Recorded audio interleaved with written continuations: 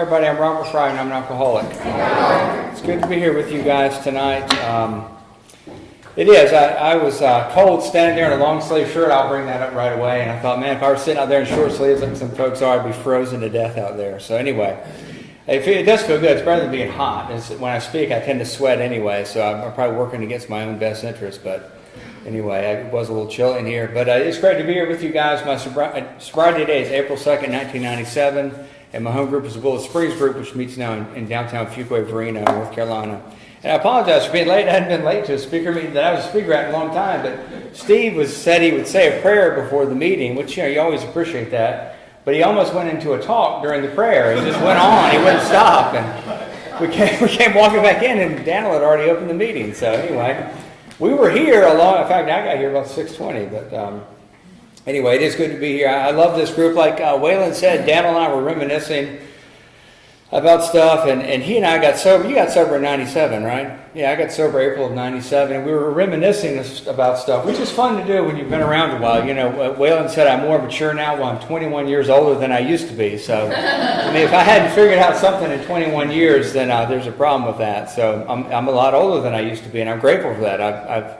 I can't believe I've been sober that long, and I can't believe I've been coming around AA that long. I can assure you, when I was a newcomer, if there's anybody new out there tonight, when I was confused and I was right out of a treatment center, I went in treatment in November of 1996 and got out in January of 97 and continued to drink off and on, but I was just a mess. The idea that my life would look good or be happy or normal, seeming was just totally far-fetched. I couldn't imagine, like the book says, a life with alcohol or without it. I was at that point where I didn't understand that, and it was ugly. I was afraid of everything. Alcohol wasn't working for me anymore, but I knew I could run back to it and at least numb out and go to sleep at night. I couldn't sleep at night. It used to drive me crazy, but if I keep a little bottle of whiskey in the closet and I'd take a few shots off of that and chase it with a glass of water before bed, and it seemed to do the trick, It's a bad remedy to keep doing over and over again every night because you kind of get hooked on it like that. But it's just the way it was at the end of my drinking for me. And so,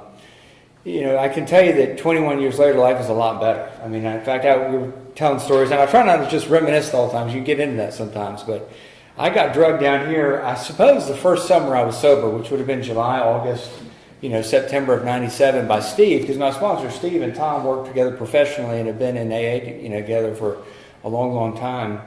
And I've known a lot of you at least that long. I came over here and heard Steve speak and a bunch of people speak. And it's just neat to be invited back, to continue to come back years and years and see the same people, over here and to be able to be a part of that.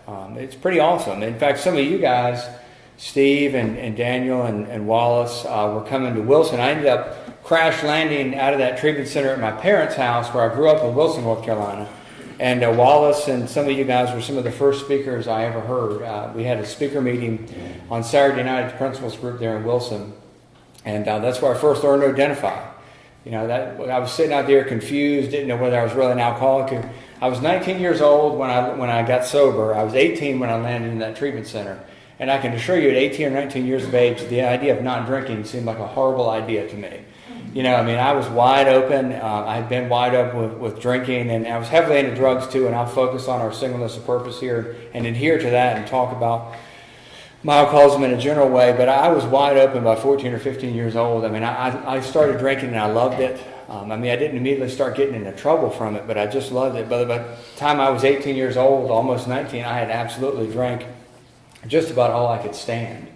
And I landed in a treatment center, and I'm grateful for that. You can be in such delusion. The big book talks about being in self-delusion, particularly in the third step, and in some other areas too. And I was in total delusion about who I was and what I was doing. I was drinking every day. I couldn't go. I was a college dropout. I'd been in college. I fancied myself an intellectual, that I was in college, and that I had the right combination of alcohol and all this stuff to party and to enhance my mind. And none of that was true. It was just a total disaster. And I kept thinking that I would pull myself together at some point, and that it would be different. And of course, it just was absolutely wide open. And so I'm really grateful. I landed in the treatment center, and I think it may have been October or November of 96. And I did get off the drugs I've been using in December of that year. And then my idea was that I would continue to drink, because if I was just drinking, that would be okay too. So if anyone's got that in the back of their mind, I like to share that, because that was something for me. And I've worked with other alcoholics over the years that had that idea too, that if I just drink, or if I just drink this way, or if I just drink, wine or whatever it is, it'll be different. I tried that too. And I can tell you what happened for me was I could stay sober 2 or 3 weeks, then I'd go in and drunk. And the last time I drank, in fact, it was the night before I heard Wallace speak. Again, Daniel and I were talking about, I don't know whether some of this is true or if it was made up in my newcomer mind, because things were weird back then. I mean, I remember things that may not have even happened, but I think I remember them. But I do know this happened, because this much is true, and I think most of the story is true. But I had been, I was still in the mode, again, this total delusion about not really having an alcohol problem, because I was too young to be an alcoholic. So I was dating this girl in Wilson. Again, back crash landed at mom and dad's house on their couch temporarily. And we were going to Greenville for something. Greenville was about 45 minutes east of Wilson or so. And we drank on the way there. I mean, that's just how we did it. We always packed beer or whatever it was. And I had an old truck at that time. And we drank, we drank on our way there. And again, that seemed like a normal evening to me. That didn't seem like a problem. And we drove back, and everything was fine. And then I left her house that night. I suspect it was very late in the night. I don't really remember exactly when, but it was dark. It was summertime. Well, no, this would have been late March, springtime. And as I'm driving on these country roads back into town where Wilson is, I drove the truck off on the right side of the road, hit the ditch, and it spun in the ditch and then spun across the road and then flipped over upside down on the other side of the road in the other ditch, facing the other direction at that point. And, I don't know whether, God takes care of drunks and fools or whatever, but I was both at that time, I can assure you. But I was driving that truck, and it ran off the road, and I remember I wasn't wearing a seatbelt. And I can remember, it was one of those old, it was an F-250, like in 1986. It was when trucks were really bumpy old trucks, and it had a bench seat. It didn't have any kind of bucket seat. It had one seat. And you could sort of scoot one side of it up like this a little bit, but you could slide right across it. And that's what happened. I remember being pulled off the steering wheel as it spun, and I hit the passenger side door. And then it rolled over the road and flipped, and I'm laying there on the ceiling wondering what just happened. And then, of course, my next thought was, am I okay? And I was totally fine. I mean, it was just one of those things. A lot of people end up rolled over on by those cars, or when those rollover accidents happen, particularly when they're not buckled in the car. But I wasn't. And when I realized I was okay, my next thought was, oh my God, I hope nobody saw this, right? Now I'm beginning to formulate a plan to get away from it. Like, we don't want to be found with the, we'll figure this out tomorrow kind of thing, when I haven't been drinking. And as luck or fate would have it, I had turned over right in front of somebody's front yard out there in the country. And of course they heard it, and they had called the rescue squad and the police before I'm sure I ever got out of it. But, I'm waiting there, and I'm drinking everything non-alcoholic I've got, trying to rinse my mouth out and get better and all that stuff. And someone called my parents. This is really before cell phones were very big. I mean, people had cell phones back in '97, but they weren't very good. They were terrible. They were like this. I don't think they were those bag phones anymore, but they just weren't very good. I mean, people didn't have. A lot of times people would give you their home number then. People didn't really have cell phones like that. But someone called my parents. I mean, anyway, I don't know how my parents got there. Again, I don't think any of us had cell phones at that time, but my parents arrived, highway patrolman arrived, the ambulance arrived, and they checked me out, and I think I'm going to get locked up for DWI. And again, I don't know why this happened for me, because there's probably somebody sitting out there. I know there's someone somewhere, it may not be in this meeting, that this happened to, and they went to jail that night, but they let me go home with my parents that night. I didn't deserve to go home with my parents that night. It played into the narrative that I had in my mind that I was special. The rules were for you guys. They were always bent for me, right? I deserved a break for whatever reason. It's just the way I thought, that I was different. And so that played into that narrative a little bit. But again, I don't know whether I'm grateful for that, I suppose. I didn't have a DWI conviction on my record when I got sober later, and that certainly makes life easier. But I didn't deserve that. I can tell you that. And but anyway, that's what happened. But that was the last. That was the last event where I knew that if I didn't really do something serious, I'd end up killing myself or somebody else the next time that happened, and that I wouldn't be able to stay sober on my own. Because I've been trying. By the time I got out of that treatment center in the first of '97, it was really trying not to drink or regulate my drinking in different ways, during that January through April. And it wasn't working, and I knew that. And after that car accident, I really knew that. And so again, best I can recall, to get back around to Wallace, That was a Friday night, and then the Saturday night speaker meeting was the next night, and Wallace was the speaker that night. And I'd been watching a group of guys who sat at one of the front tables. The principal's group of Wilson had like a big rectangular shape in terms of how they set up their tables and their back chairs. And of course, I was always sliding in around the back, trying to hide out a little bit, and there were these guys who would sit at the head table, kind of like this table over here, that table, and I'd be watching them up there. And they were clearly, Paige was there, Chuck Kraft, Steve, a bunch of really my heroes in AA now. I didn't know them then, but they were sitting up there, going to AA every week. And what impressed me was that they were happy and they were sober, and it was clear that they were. They weren't just putting on an act or something like that, but they were, had legitimately had a drinking history like I had, and they'd found a way out. And not only they found a way out, but they had jobs and families, and they were, were coming together, and they were happy and doing stuff. And I was just miserable. I was still in that mode where I couldn't find a way to drink and not drink. I was sort of at that jumping off place like the book talks about. And but that's what it took for me to really get into AA. So I've been going to meetings, but before that meeting, I said, I'm going to ask one of these guys to sponsor me, because I kept hearing about sponsorship and step work. Sponsorship, it was just one of those things that was sort of bouncing around in my head as a newcomer. And I think they had even recommended that in the treatment center. And I don't know if I knew what the steps were exactly or what they were designed to do. But I had a notion that if I had to try to plug into that, because I've been trying to do it on my own for so long and none of it had worked. And so I asked Steve, I said, Steve, I'd like you to be my sponsor. He said, well, let's talk about it after the meeting. So Wallace spoke, and then we were riding around downtown Wilson in his car that night. And I remember him asking me some questions about what I was willing to do, what I was not willing to do. And I was pretty much wide open. I dropped out of college. I was living in my parents' house as long as I could stay sober. So, I was sneaking around. At this point, I was having to hide bottles and hide that beer and stuff that was happening around, and to stay in their house. And so we rode around, and I said, that I'd be willing to work the steps, but I really didn't have any other ideas. I had tried a lot of stuff.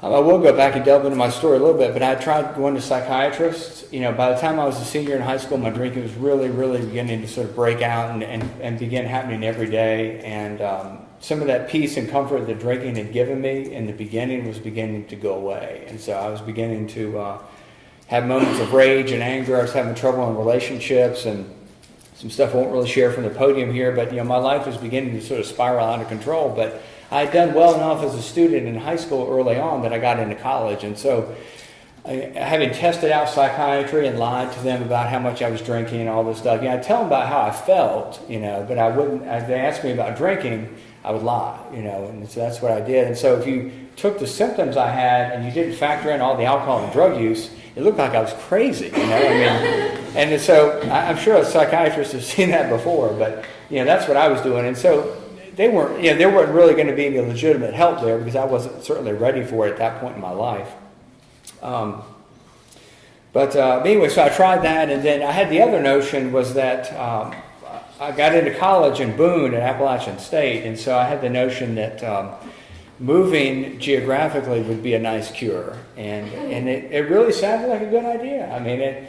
I was convinced that if I moved from Wilson, in the eastern part of the state, and went and lived in the mountains, that I could start things over. My drinking would regulate again. I could have some fun with it. It wouldn't be so out of control, and it wouldn't be so weird and all that. And I can assure you, I hit the ground running. We're talking here about that language of the heart, that when one alcoholic shares, we can identify with that, and recovery happens that way. And that's absolutely true. I have no doubt about that, because it happened for me sitting in meetings like this. But it almost seemed like I could fall in with a crowd of drunks who were actively drinking in the same manner. Just like I got swept right up into a crowd like that. It didn't take any time at all. I hit the campus, and they had all this orientation stuff for us, for freshmen. Because I came from a really small private school. I had a graduating class of 27 people. That gives you a sense of how small the school was. Compared to most public schools, that's just tiny, And so I get thrown in with like 14,000 undergrads at Appalachian, And so it was overwhelming. I think it would have been overwhelming for your normal average student. But you take a guy like me that's drinking all the time and is much more interested in finding a party and somebody to drink with than going through the orientation or figuring out where your classes are. You can imagine that started very badly for me. We were doing orientation stuff, and I hooked up with some guys that were there that I didn't know. And boom, we found the party right away. In fact, we found a guy who had an apartment right across from campus, so it wasn't regulated by like the dorms where we had to live. And man, we went over there and partied all the time. I mean, it was just crazy. And again, I think I mentioned this earlier, and I like to mention this because I think Bill Wilson mentioned this in his story. It seems to be one of those things, alcoholics, we had that delusion that we're better than we are and that we're different and we're special and all that. And I was still at this point where I felt like I could get the right amount of drunk and be really intellectual and do really well. So for any of the entrance things we had to take as part of freshman, I wanted to get good and loaded so I get my mind right, like, boom, I'm going to really show them what's up, And the problem with that is if you missed a lot of the orientation, you don't know where the buildings are. And so I went to that apartment we were talking about and got good and ready, got my mind right over there drinking, and then set out to go find where the exam was and couldn't find it, I mean, when you're really good and drunk and everything began to look the same, but I eventually did find the place. And I remember stumbling in late. I'm sure I reeked of whiskey. And I got a seat and scribbled something out. And I mean, I don't know what it was. I mean, I don't even remember getting the score back. I'm sure I got something, but it wasn't like they moved me to the head of the class or anything because of that performance like I thought they would. But that was the kind of delusion I was in. I mean, I was drinking so much and I was really beginning to be incapacitated even when I wasn't drunk. I was just in bad shape. It was really, really bad. We got in some legal trouble up there. And again, my drinking had really gotten to be daily by the time I was a senior in high school. And by the time I hit college, it was just all the time. It was just, we would drink from the time we got up. Sometimes we would continue drinking over 2, 3, 4, 5 days without any sleep. And when you do that for a while, it gets really ugly, in my opinion. I've stayed up a few times over one night since I've been sober for different things. My wife had a baby, and we were in the hospital for that. And there have been a couple of times when I've stayed up all night. I mean, it's weird the next day. If you don't, to me it is at least, when you don't sleep. But if you're drunk and then you're up the next day, it's really even worse, I think.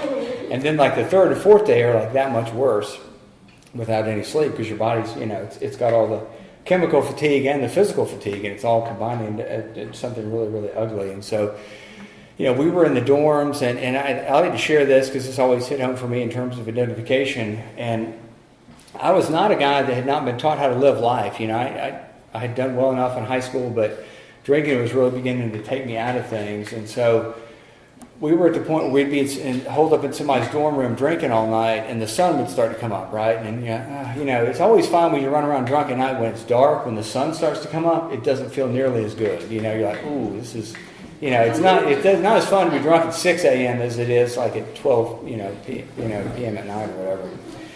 But I would hear people's alarms going off, and so we'd be up all night drunk, and I'd say, man, I'm going to have to get, I'll sleep it off today, and I'll get to class tomorrow, whatever is what I would say. And I would hear these alarms going off and hear people getting up and walking down the hall and turning the showers on and like getting dressed for the day and stuff.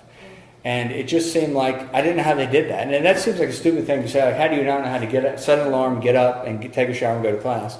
Well, I can assure you I was having a lot of trouble with it at that time. I mean, it was not coming together for me. I mean, it was like I didn't understand how they were doing it anymore. I couldn't stay away from drinking long enough to break that cycle, to get back on like a regular sleep cycle or anything. And so I can tell you, that's how my college career began and ended very quickly. In fact, I'm always a little bit jealous. I mean, I don't regret, getting sober by any means, but it's always a little funny how this happened for me. But I didn't even last an entire college semester, which really seems like a difficult thing to do because you can actually bomb out one semester, right? Like you can attend no classes and drink the whole time, and they'll still let you come back for another semester and then try and make your grades up. And then if you don't, I think you have to leave for a while or something.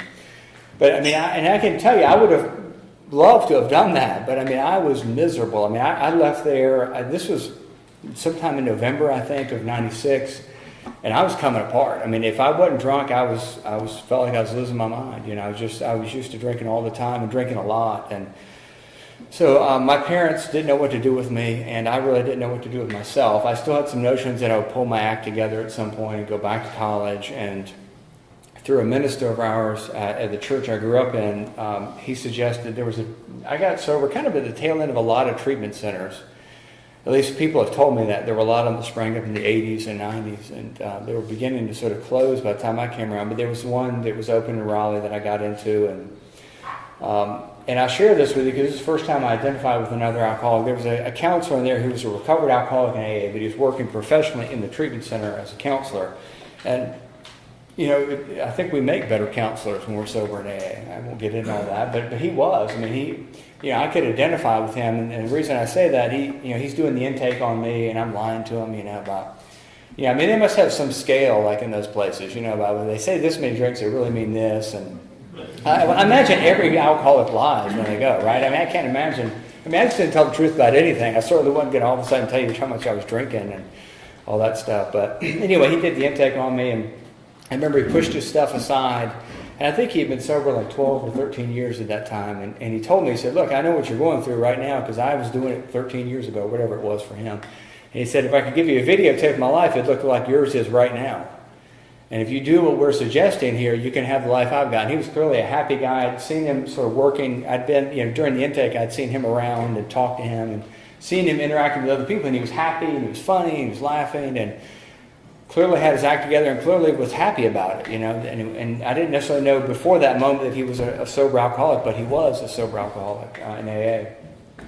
And so that was the first time where I thought, man, this guy does understand me. It's crazy to think that I'm the only guy that ever drank that way or ever felt that way, but I did. I just felt like, here I am, the young, 19-year-old kid. How can I have totally blown up my life like this? How could I be an alcoholic? How could I be in trouble with this already? I just didn't understand that. I didn't know that. But when he told me a little bit of his story, I could identify with it right away.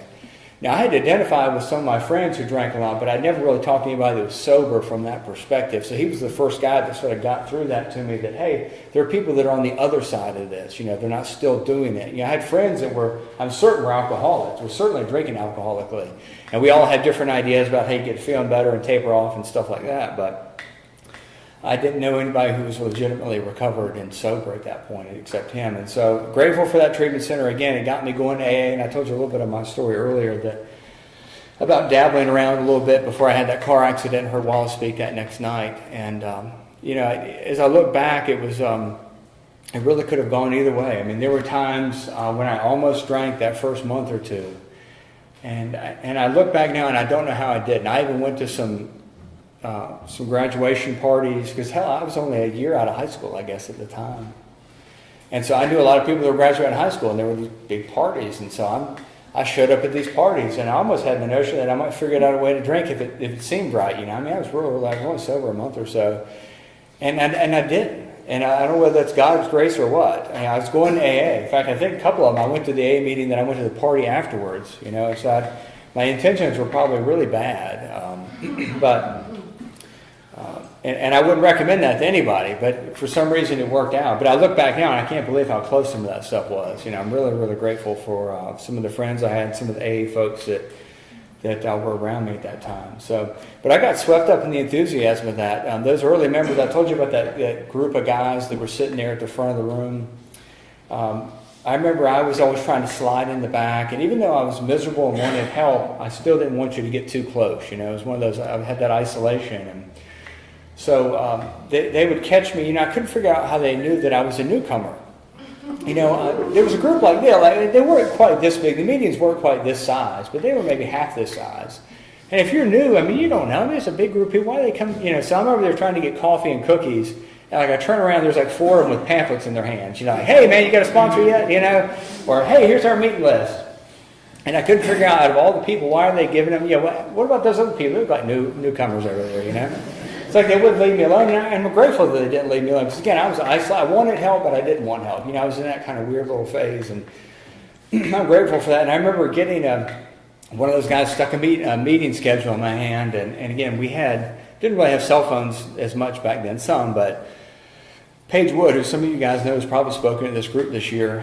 I can remember they had written their numbers down on a Wilson County AA list or whatever, and I remember he wrote his home number. And I remember he wrote his work number down.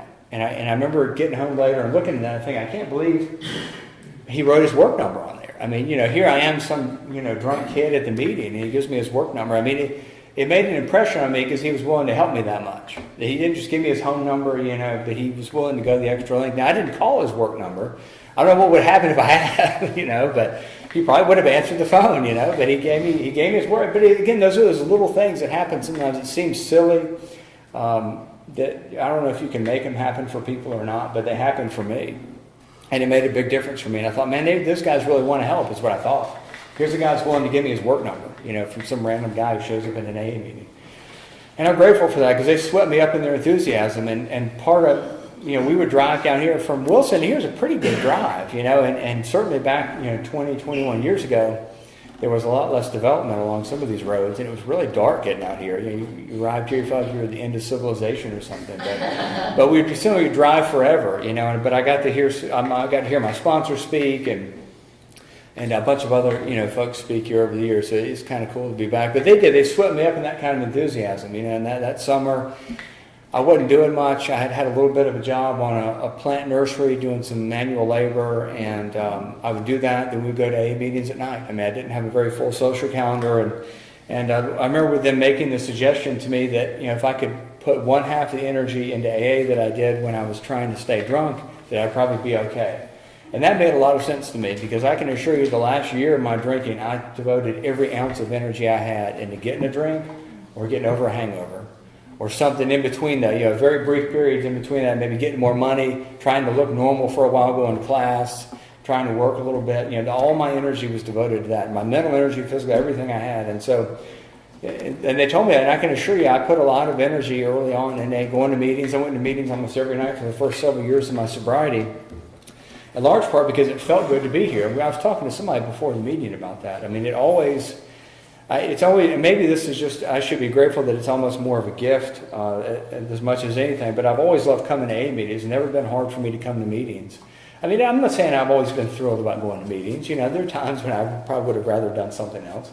But it's always been really easy because I always leave here a lot better off than when I came here. Even when I'm doing pretty good. Like I was doing pretty good tonight when I got here, But I'll leave here having been here with you guys a lot better off, staying sober one more day together. And so it's always been easy, but I went to a lot of meetings that summer. Again, they drugged me down here, all kinds of stuff. And so I was due to go back to college. Well, I wanted to go back to college, and Appalachia wasn't sure they were going to have me back or not. By the way, I left after before the end of one semester, and so I actually had to go back and meet with some medical staff there and talk to them about getting sober. That I had in fact been sober, and that's what I had done when I fled the campus, in November of '96, that I'd actually gone to get some help. And I guess in a roundabout way, I didn't immediately get the help, but I began the path to get the help. And so that's what happened for me. And they let me back in. In fact, I met with them, told them I was going to AA. In fact, I even staked out some AA meetings in the area before I moved up there. So they let me back in. And so I actually started there just a year after I had started the year before. So I started there in August of '97. And again, looking back, it almost seems like a bad bet. You'd send a newly sober guy to live back in the dorms at a public university's campus. But I was really committed to staying sober. To me, sober, what I'd found at Alcoholics Anonymous was exactly what I was looking for in the bottle. I'd found a way to interact with people, to feel at peace and ease, to feel like I had a place in the world. It always felt like either better than or less than. I was never just somebody in a crowd. I always had to be the best or the worst. And never fit in, is what it felt like to me, at least in a fundamental sense. And that's what it always felt like in my mind. I think I fit in okay, it just never felt right to me. But I found that in Alcoholics Anonymous, that ease and comfort, because drinking could make me fit in or make me feel better than other people sometimes. Certainly got rid of a lot of fear over the years, but AA did that for me, working through the steps of my sponsor. And so what we did was we went through the steps that summer. He would sit with me at his house. He was single at that time, had not remarried yet. And we would read the big book together. And he told me during one of the early book sessions that we would read the AA big book together and we would do the things that they had written in the book. And he told me that some men and women found a way to stay sober in the 30s, and they wrote the book. And they wrote the book to help other people stay sober.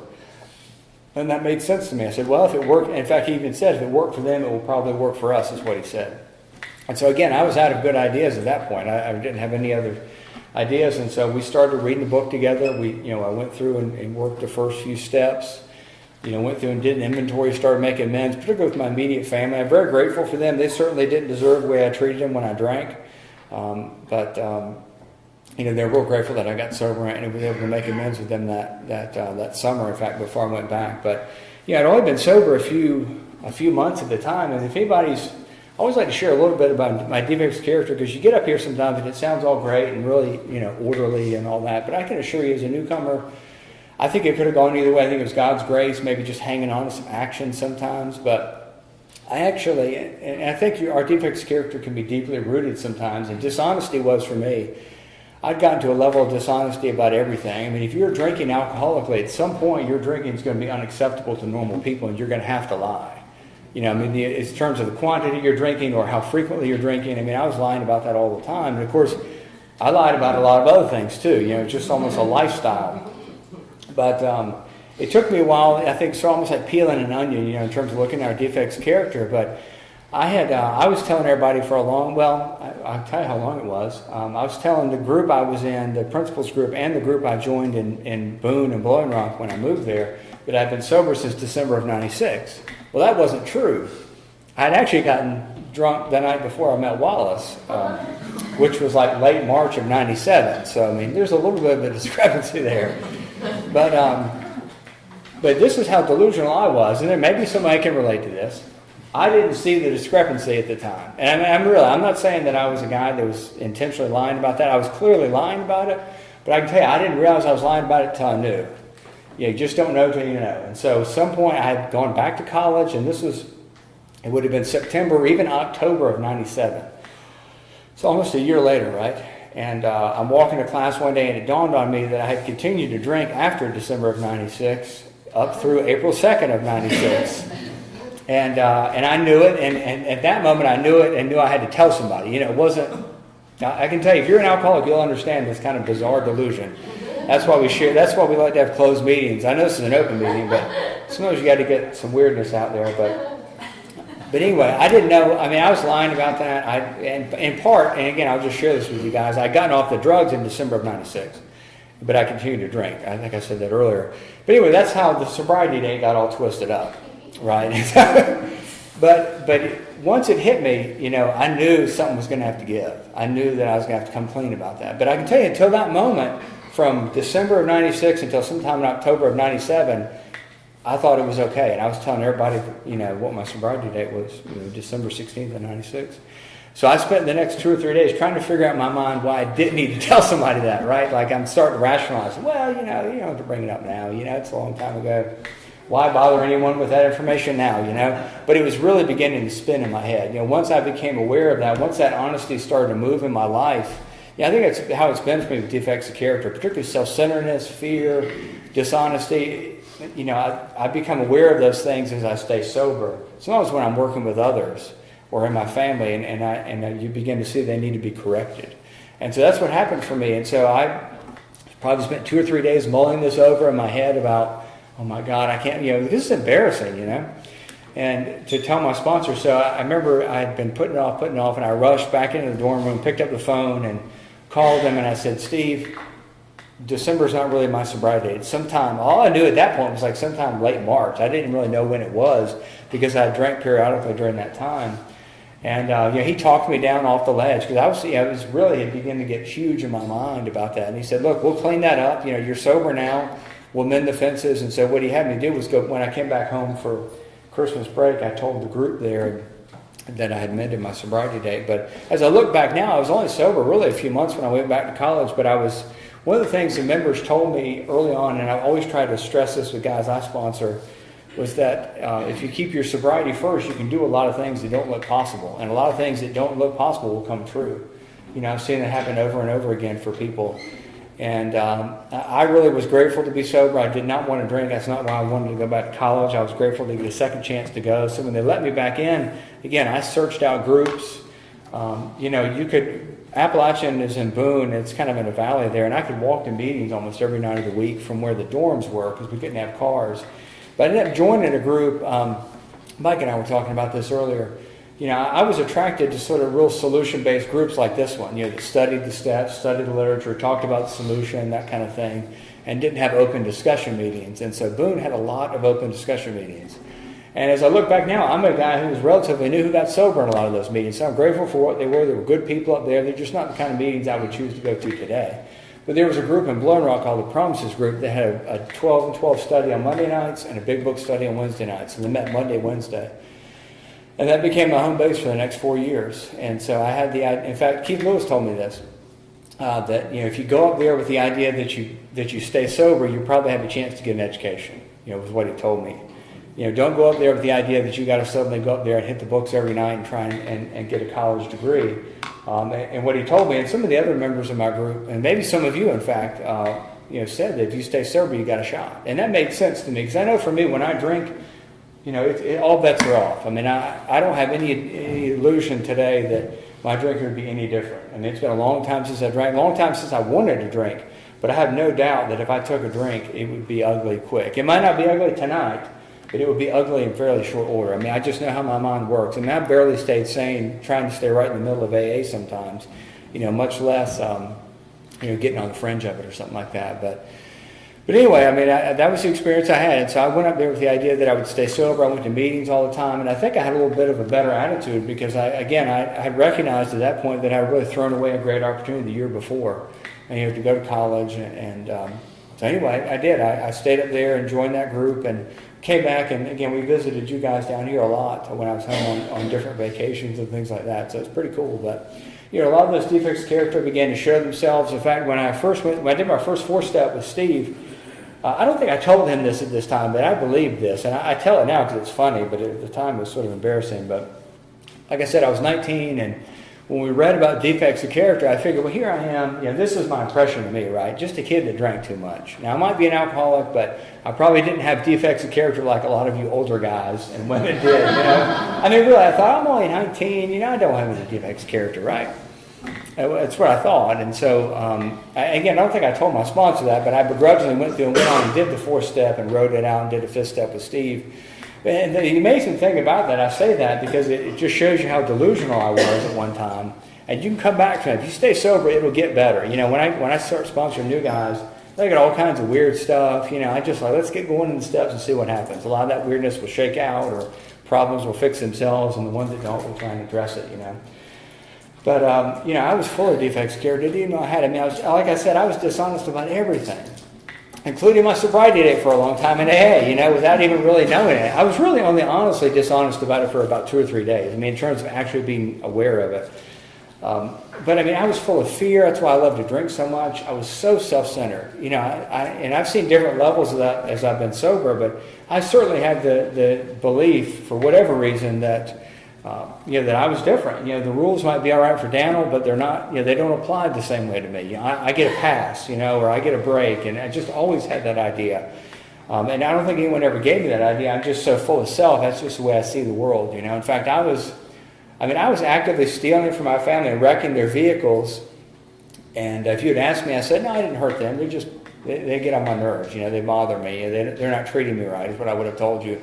But I was clearly destroying their property and harming them in all kinds of ways. And my friends, too. Anybody that got around me at the end, it was just like anybody at the end of the drinking, it's ugly. Things are just ugly. But I didn't know it. I was so self-centered, so isolated, so full of self that I didn't think I was hurting anybody but myself. In fact, I remember saying, people just leave me alone, then I'll get myself straightened out. And of course, that wasn't true at all. But again, I'm grateful that I did the 4-step, because if I had not started that journey, and I didn't necessarily become aware of all those things that moment when I did a 5th step, 21 years ago, but it was a start on that process. And I think that we have to change. I was so self-centered, so dishonest, so full of fear, self-centered fear, all that stuff, that there was no way you could live in that. I mean, if you're going to get sober, you're going to have to move past it. I think that's what the steps are designed to do, or to move us past it, whether we want to or not. And again, I wasn't consciously aware of any of this stuff. I just went through an action process with Steve, taking these steps. And this is what happened. It almost happened in spite of me in many ways, So, like I said, when I'm sponsoring new guys, I try and get them right in the book, right in there, and start working steps, and we'll see what kind of shakes out in that. Because I think just doing the steps, just reading with newcomers, is a spiritual process. Taking some of those real basic actions together. So, anyway, I stayed sober up there. Again, I'm a guy who couldn't complete 1 semester of college on my own, and I went to Appalachian and finished 4 years and graduated. And I give credit to God and Alcoholics Anonymous. I say that with a lot of humility. I'll just give you an example of how powerful AA is and sobriety is. You can go from a guy who couldn't finish 1 semester to finishing college. I absolutely credit AA for that. Because again, I took a lot of the stuff I learned in AA about showing up and being on time and being responsible and trying to do what was asked of me. I took that in a lot of my classes, and I did well. I mean, some of the AA principles, like our traditions, translate very well into the real world, the work world, or certainly the academic world. And so I did real well. I showed up when class met. I was there, and I tried to be prepared when I was there. Just like if you're chairing your home group. I know you guys are real organized in this group, have a lot of committees of people that know where to be, when they need to be there. Somebody's here to set up and take care of things. And, if you take some of those same principles into any situation, whether it's work or family or school, you come out really, really good practicing those kind of principles. And so I would do the lessons and be prepared for class, and I did pretty good. A lot of my classmates didn't do those things. And so it turned out well. I met my wife up there, or the woman who would become my wife. I was sober 2 years. We dated while we were up there, and then when we graduated in 2001, she was up there in Appalachian too, and we moved down here. And I got into law school at Campbell, and that's sort of what brought us back down to this part of the state again, or at least part of the way back down the state, over to Buies Creek for that period of time. And so I moved here in 2001, and I've been a little bit closer to you guys since that time. But really grateful for that. I look back, my wife's never seen me drink, and I'm grateful. And again, I give credit to Alcoholics Anonymous for that. We were married for 5 years. We started having kids. We had our first child in 2006. In fact, he just turned 12 on Monday, in fact. So it's kind of awesome. And then we had our second one in 2009. And it's amazing, I think it's some of the gifts of sobriety in the program, that I have a family today that cares about where I am. And, I'm a father to those kids. And again, they've never seen me drink. And I like to at least visit this topic, particularly when I speak, because it's so easy to look around today and think, man, I finally got it all worked out. This is how I deserve all these things in my life today, because of who I am. Get back into that self-centered kind of delusion stuff again. Because I like to visit the topic because if I had it my way, I wouldn't have been sober to begin with. I think if I kept on, I would have ended up dead or locked up. No doubt about that with the way I was drinking. And so the life today I have is a gift from God and Alcoholics Anonymous. And I think it's good to be a little bit humble about that today because I can look around. There's no evidence of the destruction of my alcoholism anymore. I mean, my parents remember. My parents are still alive. They remember it. They lived through it, obviously. My brother's still alive. In fact, my brother's been sober in AA now about a year and a half. He was there and had a front row seat to my drinking when it really took off and when it ended. In fact, his was just really getting started when mine ended. So there are some people that remember it, but the people that are around me now, my law partner, my family, even my doctor, we talk about 12-stepping your physicians. I'm sure you guys have talked about that. That if you know a doctor, tell them you're in AA. I mean, again, this is just my experience. I'm not saying you have to, but some people are weird about that kind of stuff. But I'll tell my physicians I'm in AA because I like them to say, that AA works, right? Here's a guy that's sober and happy and doing the right thing. And so I tell my family doctor this, and I don't think he believes me. I tried to tell him, and at some point I just quit trying to convince him. I mean, somebody says, "Oh, that's great," and I just get out of here. He doesn't care. Again, I think it's my duty just to tell him that I'm sober, and that if he's got somebody that wants to talk to somebody about not drinking, I'm available to him. It's what I try and get him to understand. But I just don't think he believes I'm an alcoholic, and I don't think at any point he's going to believe I'm an alcoholic. And I can assure you that's not because of me, it's because of Alcoholics Anonymous. I mean, if I were still drinking, I can assure you he would believe I was an alcoholic. My liver enzymes, everything would be going haywire. I'd smell like alcohol, showing up in his office, trying to steal his prescription pad or something. He would know I was an alcoholic for sure if I was still drinking. But again, and that's a gift of the program. My family's never seen me drink, and my wife's always been supportive. Only been a few times she gave me a little bit of heat, and I'm not a guy who's had to run around and speak a lot like some of our other members have.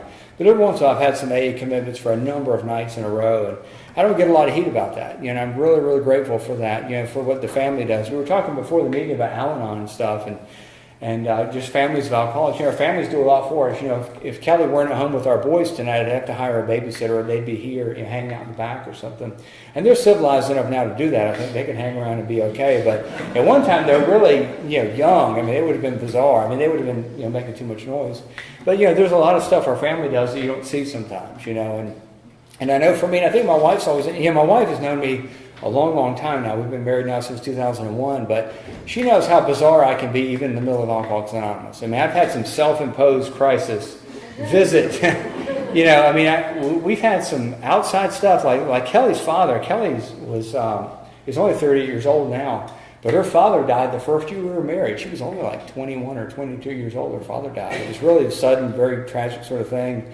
And that was really hard. I didn't have to know how to deal with that. I was just sort of numb through that process. And I don't think I did. I think I did the best I could in terms of walking with her through that. It just wasn't very good. I think I'd do a lot better today with a lot more spiritual growth through the steps in AA. But anyway, we walked through that, and her mother died of cancer in 2010. So she really had some very bizarre things sometimes that visited us in our marriage.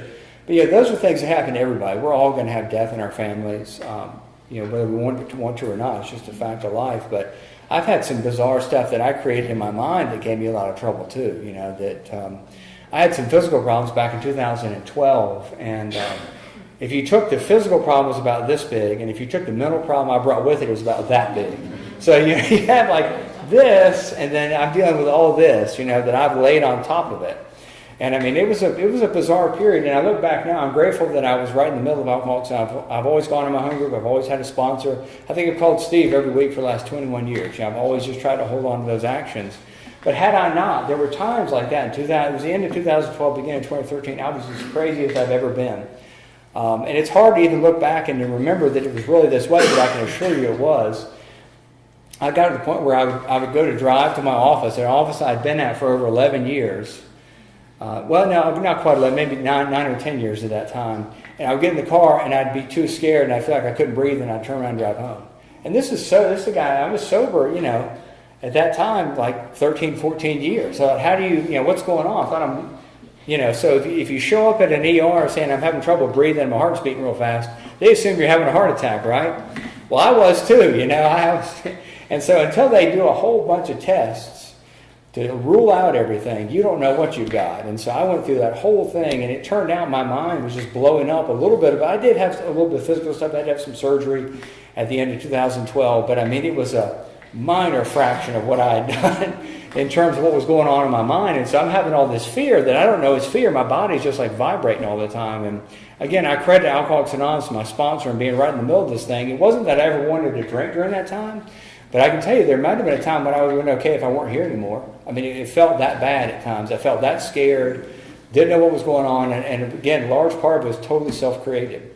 So I think that's why it's important to continue to show up in AA, because life's going to visit. Things are going to happen. My mind's going to create things, even if I don't sometimes. So anyway, it's good to be back. I'm sort of rambling on here, but I love this group. I love being invited back. I appreciate you guys having me here. My sponsor was here earlier in the month. I was joking with him. I said they put me at the very end of the month to clean up anything you have done earlier in the month. I'll be there to clean it up, take care of that. But it's good to be among friends and see you guys. So anyway, thanks.